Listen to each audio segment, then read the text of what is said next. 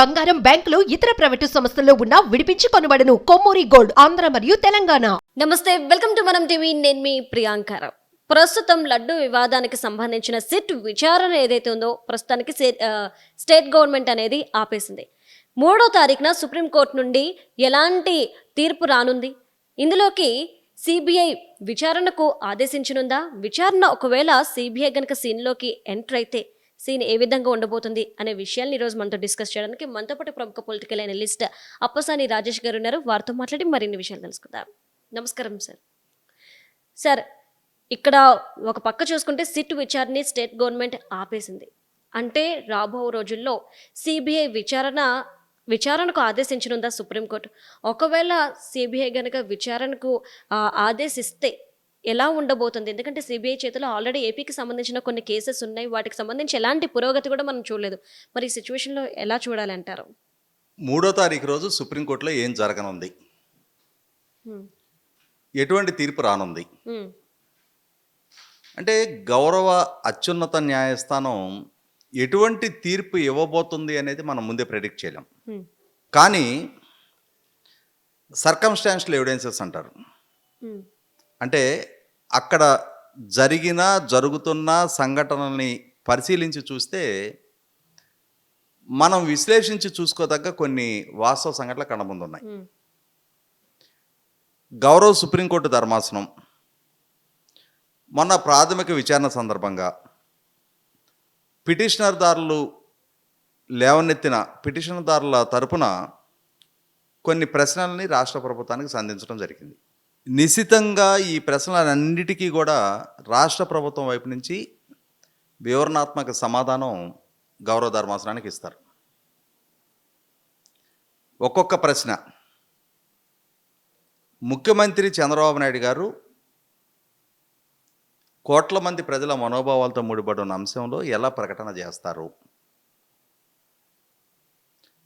ఒక రాష్ట్రంలో ఒక సంఘటన జరిగినప్పుడు ఆ రాష్ట్రాన్ని పరిపాలిస్తున్న పాలకుడిగా ఆ సమాచారాన్ని ప్రజలకు తెలియచేయాల్సిన బాధ్యత అయినది. ఆ సమాచారం తెలుసుకునే హక్కు ప్రజలకు ఉంది. కేంద్ర ప్రభుత్వమే సమాచార హక్కు చట్టాన్ని తీసుకొచ్చింది. ప్రభుత్వ పరిపాలన అనేది పారదర్శకంగా ఉండాలి అని చెప్పని వాళ్ళ రాష్ట్ర ప్రభుత్వాలు తమ డే టు డే అఫైర్స్కి సంబంధించిన ప్రతి జీవోను కూడా వెబ్సైట్లో అప్లోడ్ చేస్తున్నారు ప్రజలు తెలుసుకునే నిమిత్తం. అంటే ఆ సమాచారాన్ని తెలుసుకునే హక్కు ప్రజలకు ఉంది. అలాగే పారదర్శకంగా తెలియజెప్పాల్సిన బాధ్యత కూడా ప్రభుత్వాలకు ఉంటుంది. ఒక కోట్ల మంది మనోభావాలతో ముడిపడి ఉన్న సంఘటన జరిగినప్పుడు ప్రభుత్వం దాన్ని తొక్కిపెట్టి ఉంచాల్సిన అవసరం లేదు. అదే సందర్భంలో దేవుడిని రాజకీయాలకు దూరంగా ఉంచాలి అని చెప్పని ఒక వ్యాఖ్య చేశారు. ఖచ్చితంగా దేవుడిని రాజకీయాలకు దూరంగా ఉంచాలి. కాబట్టే ఈ సంఘటనకు సంబంధించిన సమాచారం తమ దృష్టికి వచ్చిన జూలై 23వ తారీఖు రోజున ప్రభుత్వం హడావిడిగా ప్రకటన చేయలే. మీడియా ముందుకు వచ్చేసి వేడివేడిగా ఇలా జరిగింది, మాకు ఇప్పుడే రిపోర్ట్ వచ్చిందని ఆ రోజు తెలియచేయలే. బాధ్యత కలిగిన ప్రభుత్వం, బాధ్యత కలిగిన పాలకులు మొట్టమొదటగా ఆ పరిస్థితిని చక్కదిద్దటం మీద దృష్టి పెట్టారు. రాజకీయ ప్రయోజనాల కన్నా కూడా లక్షలాదిగా వచ్చే భక్తుల మనోభావాన్ని దృష్టిలో ఉంచుకొని, శ్రీవారి ఆలయ ప్రతిష్టను దృష్టిలో ఉంచుకొని, శ్రీవారి ఆలయ పవిత్రతని దృష్టిలో ఉంచుకొని అక్కడ పరిస్థితిని మెరుగుపరచడం మీద దృష్టి పెట్టారు. ల్యాబ్ రిపోర్ట్లో నిర్ధారణ అయిన ఈ కంటామినేటెడ్ నెయ్యి స్థానంలో మెరుగైన నాణ్యతతో కూడుకున్న నెయ్యిని రప్పించడం మీద దృష్టి పెట్టారు. ఆలయ సంప్రోక్షణ మీద దృష్టి పెట్టారు. మెరుగైన నాణ్యతతో కూడుకున్న లడ్డు తయారీ మీద దృష్టి పెట్టారు. భక్తులకి అన్ఇంటరప్టెడ్గా ప్రసాదం పంపిణీ మీద దృష్టి పెట్టారు. ఈ పరిస్థితులన్నీ చక్కదిద్దిన తర్వాత ఎగ్జిక్యూటివ్ ఆఫీసర్ ద్వారా తిరుమల తిరుపతి దేవస్థానం ద్వారా ఈ కంటామినేటెడ్ నెయ్యి అని చెప్పని నిర్ధారణ జరిగిన నెయ్యిని సప్లై చేసిన సప్లైదారుడికి షోకాజ్ నోటీసులు జారీ చేశారు. ఒక డ్యూ ప్రాసెస్ ఫాలో అయ్యారు. ఎక్కడ తొందరపాటు చర్యలు, ఆత్రమాత్రంగా రాజకీయ లబ్ధి కోసం ప్రయత్నాలు జరగల. ఈ విషయాలు గౌరవ ధర్మాసనానికి తెలియజేయటం జరుగుద్ది. ప్రజలకి చెప్పే హక్కు, సమాచారాన్ని తెలియజేసే హక్కు ఉన్న ముఖ్యమంత్రిని ఆక్షేపించడం ధర్మాసనానికి కూడా తగదు. ఆ విషయాన్ని చాలా స్పష్టంగా తెలియజేస్తారు. అదే సందర్భంలో ఇంకొక కీలకమైన అంశం కూడా అక్కడ ప్రస్తావనకు రావడానికి ఆస్కారం ఉంది. మరి ఎంతవరకు ప్రభుత్వంతో ప్రాతినిధ్యం వహిస్తున్న తిరుమల తిరుపతి దేవస్థానాన్ని ప్రాతినిధ్యం వహిస్తున్న అడ్వకేట్లు ఆ సౌలభ్యాన్ని వినియోగించుకుంటారో తెలియదు. కానీ ఇప్పుడు ధర్మాసనంలో ఉన్న జస్టిస్ కేవి విశ్వనాథన్ గారు, వారు 2013లోనే జగన్మోహన్ రెడ్డి గారి వ్యక్తిగత లాయర్గా పనిచేస్తున్నారు. జగన్మోహన్ రెడ్డి గారి మీద నమోదైన అక్రమాస్తుల కేసులో ఆయన జగన్మోహన్ రెడ్డి గారి తరఫున లాయర్గా అప్పీర్ అయి ఉన్నారు. అలాగే 2020లో 2022లో కూడా జగన్మోహన్ రెడ్డి గారి నాయకత్వంలో ఉన్న ప్రభుత్వానికి ప్రాతినిధ్యం వహిస్తూ ప్రభుత్వం తరఫున కేసుల్లో అప్పీర్ అయి ఉన్నారు. అటువంటప్పుడు ఇవాళ అదే ఆంధ్రప్రదేశ్ రాష్ట్ర ప్రభుత్వానికి సంబంధించిన కేసు అయి ఉన్నప్పుడు సహజంగా వారే నాట్ బిఫోర్ మీ చెప్పుండాలి.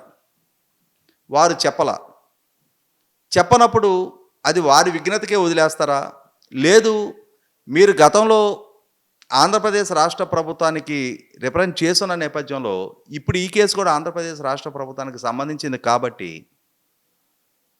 మీరు కాకుండా వేరే ధర్మాసనం ముందు మేము కేసుని వినిపిస్తాము అని చెప్పని ప్రభుత్వానికి ప్రాతినిధ్యం వహిస్తున్న లాయర్లు అభ్యంతరం వ్యక్తం చేస్తారా చేయరా చూడాలి. అది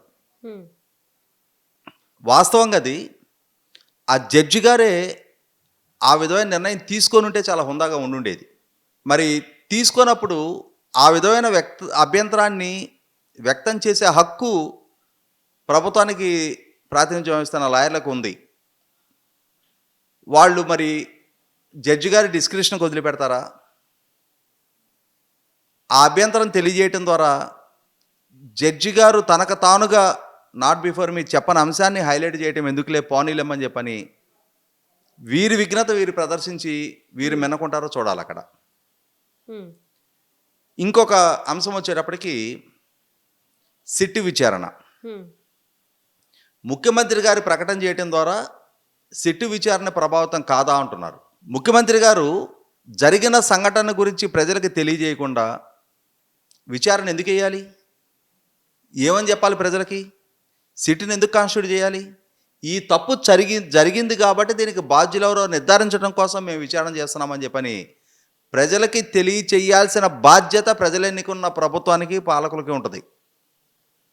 అల్టిమేట్గా ప్రజలకి బాధ్యులు. ఇవాళ ప్రభుత్వాలైనా కోర్టులైనా విచారణ సంస్థలైనా అంతిమంగా బాధ్యులు ప్రజలకి. ఆ ప్రజలకి సమాచారాన్ని తెలియజేయడాన్ని ఆక్షేపించాల్సిన అవసరం లేదు. అలాగే ఇది విచారణని ప్రభావితం చేసింది అంటానికి దీంట్లో రాజకీయపరమైన ఎజెండా లేదు. తిరుమల శ్రీవారి ఆలయానికి ఒక సప్లైదారుడు నాణ్యత లేని నెయ్యిని సప్లై చేశాడు. అతనిని ఎంపిక చేసింది ఎవరు? ఆ ఎంపిక చేయటంలో జరిగిన ఉల్లంఘనలు ఏంటి? ఆనాటి బోర్డు టెండర్ కండిషన్స్ని ఎందుకు మార్పు చేసింది? ఈ ఒక పర్టికులర్ కంపెనీని ఎంపిక చేయడం కోసమే మార్పు చేశారా? ఈ విధమైన లోతైన విచారణ జరగటాన్ని ఆక్షేపించాల్సిన అవసరం లేదు. తప్పనిసరిగా విచారణ జరిగి తీరాల్సిన అవసరం ఉంది. ఇవాళ రాష్ట్ర ప్రభుత్వం తన యంత్రాంగం ద్వారా విచారణ చేయించడాన్ని తప్పుపట్టే పని అయితే అది ఏ ప్రభుత్వం ఏ యంత్రాంగం ద్వారా విచారణ చేయించినా తప్పుపట్టాల్సిందే. ఆలయ వ్యవస్థ రాష్ట్ర ప్రభుత్వ పరిధిలోది. రాష్ట్ర ప్రభుత్వ సీనియర్ ఐపీఎస్ అధికారి ద్వారా విచారణ జరపటాన్ని దాంట్లో రాజకీయ ఎజెండా ఏంటి? ఇక్కడ రాజకీయ ఎజెండా అని దేన్ని అంటారు? ఇక్కడ జగన్మోహన్ రెడ్డి గారిని విచారించట్లా, రాజకీయ ప్రత్యర్థి కాబట్టి అని చెప్పని. బోర్డు చైర్మన్గా పనిచేస్తున్న వాళ్ళు బాధ్యులు, బోర్డు ఈవోగా పనిచేసిన వాళ్ళు బాధ్యులు. టెండర్ కండిషన్స్ మార్పు చేసిన నిర్ణయాధికారం ఎవరి చేతిలో ఉందో, తీసుకున్నది ఎవరో, అమలు చేసింది ఎవరో వాళ్ళు బాధ్యులు. తిరుమల శ్రీవారి ఆలయ ప్రసాద తయారీ కోసం వినియోగించే నెయ్యిని క్వాలిటీ ప్రాతిపదిక మీద కాకుండా ధర ప్రాతిపదిక మీద టెండర్ కట్టబెట్టాలనే నిర్ణయం తీసుకున్న వ్యక్తులు ఎవరు? సహజంగా ఇవాళ బెస్ట్ క్వాలిటీ నెయ్యి తీసుకొని ఎందుకు తిరుమల శ్రీవారి లడ్డు పేటెంట్ రైట్ పొందుంది. ది బెస్ట్ క్వాలిటీ నెయ్యి వాడి తీరాలి. అక్కడ క్వాలిటీకి ప్రాధాన్యత ఇచ్చినప్పుడు ధర పరిగణలోకి తీసుకోరు. కానీ ఇక్కడ ధరని పరిగణలోకి తీసుకొని లోయెస్ట్ బిడ్డర్కి టెండర్ కట్టబెట్టారు అని అంటే, ఇవాళ మార్కెట్లో గిట్టుబాటు కాని ధరకి అతను సప్లై చేస్తున్నాడు అని అంటే, అతని నుంచి సప్లై ఆశిస్తున్నారు అని అంటే, క్వాలిటీ విషయంలో రాజీ పడినట్టే, నాణ్యత విషయంలో రాజీ పడ్డారు. అది బోర్డు రాజీ పడింది. అటువంటి బోర్డుని విచారణ చేయకుండా విచారణ పరిధి నుంచి ఎందుకు పక్కకి తప్పియాలి? ఇవన్నీ రేపు ధర్మాసనం ముందు చర్చకు రావటం ఖాయం. ఈ అంశాలేవి ధర్మాసనం దృష్టికి వెళ్ళాయో లేదో తెలియదు. రేపటి రోజున విస్తృతంగా ఈ అంశాలన్నింటి మీద చర్చ జరగటం ఖాయం. అదే సందర్భంలో సిట్టు విచారణ కాదు, సిబిఐ విచారణ మనం చూస్తూ ఉన్నాం. ఇక్కడ సిబిఐ విచారణ ద్వారా రాష్ట్రంలో ఏ అంశంలో పురోగతి సాధించారు? వాస్తవంగా వివేకానంద రెడ్డి గారి హత్య జరిగితే ఆ హత్య కేసుకు సంబంధించి ఫోరెన్సిక్ ఎవిడెన్సెస్ మొత్తం ట్యాంపర్ అయిన అంశం మనకి చాలా స్పష్టంగా తెలుసు. దాన్ని సహజమరణంగా ప్రచారం చేశారు, సహజమరణంగా చిత్రీకరించే ప్రయత్నం చేశారు. ఒక హత్య కేసు జరిగి ఉంటే అక్కడ సాక్ష్యాధారాలు చెరిపేయకూడదనే విఘ్నత లేకుండా నేర ప్రవృత్తితోటి సాక్ష్యాధారాలు చెరిపేశారు. దాన్ని సహజమరణంగా చిత్రీకరించాలని ప్రయత్నం చేశారు. పోస్ట్ మార్టం జరగాల్సిన బాడీకి కుట్లేసి కట్లు కట్టారు. మరి ఇన్ని అంశాలని సిబిఐ ఈ జరిగిన తప్పులు నిర్ధారణ చేసింది కదా. నిర్ధారణ చేసినా కూడా 4 సంవత్సరాల కాలం గడిచిన, రేపు నవంబర్ నెల వస్తే 4 సంవత్సరాలకు పూర్తవుతుంది. ఇంతవరకు అసలు కేసు ఇంకా ఎందుకు ఇంకంక్లూజివ్గానే ఉంది? అసలు మూలాల్లోకి, అసలు సూత్రధారులు ఎవరు, పాతదారులు ఎవరు అనేది నిర్ధారణ జరిగింది. అసలు సూత్రధారులు ఎవరు, 40 కోట్ల రూపాయలు సుపారీ ఇవ్వగలిగే అంతటి స్తోమత ఉన్న వ్యక్తులు ఎవరు, అసలు మోటివ్ ఏంటి? ఇది ఎంపీ అవినాష్ రెడ్డి వరకే పరిమితమా? అవినాష్ రెడ్డిని మించిన సూత్రధారులు ఉన్నారా? ఎందుకు ఇక్కడ సిఆర్పిసి 164 స్టేట్మెంట్లో దస్తగిరి మేజిస్ట్రేట్ ముందు ఇచ్చిన వాంగ్మూలంలో తనకు ₹1 కోటి ముట్టాయని చెప్పని తెలియజేశాడు. అతని దగ్గర నుంచి సిబిఐ 72 లక్షల రూపాయలు రికవర్ కూడా చేసుకుంది. ఇంత బ్లాక్ మనీ ఇన్వాల్వ్ అయ్యి ఉన్న దగ్గర ఇన్కమ్ ట్యాక్స్ అండ్ ఈడీ ఎందుకని ఇప్పటివరకు ఇన్వాల్వ్ కాలేదు? వాళ్ళు ఎందుకని, ఈ నగదు సోర్స్ ఏంటి, నీకు ఇచ్చింది ఎవరు, ఆ ఇచ్చిన వాళ్ళకి ఎక్కడి నుంచి వచ్చింది, ఆ మూలాల్లోకి ఎందుకని ఇప్పటిదాకా వెళ్ళాలా? కాబట్టి ఇంత కాలయాపన సిబిఐ విచారణ ద్వారా జరుగుతూ ఉన్నప్పుడు జగన్మోహన్ రెడ్డి గారి మీద నమోదైన అక్రమాస్తుల కేసులకు సంబంధించి మొన్న 23వ తారీఖు అతనికి బెయిల్ దక్కి 11 సంవత్సరాల కాలం పూర్తయింది.